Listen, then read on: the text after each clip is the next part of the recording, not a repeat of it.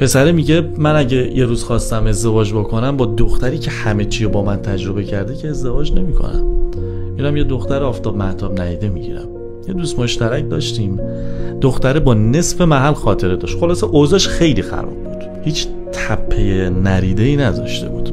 پسره یه روز رفت ازش پرسید کی میاد تو رو بگیره آخه؟ دخترم جواب داد من اگه یه روز خواستم ازدواج کنم محلم رو عوض میکنم. 2 سال چادر سرم میکنم، میرم تمام مراسمای مذهبی مسجد محل تا یه احمقی مثل مادر تو که دنبال دختره آفتاب مهتاب ندیده است بیاد منو واسه تو و امثال تو بگیره. تو قصه خودتو بخور، قدر دختری که باهاش هستی رو بدون.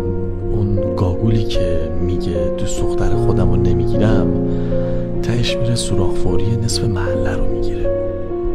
اینجوریه بازیش. همین.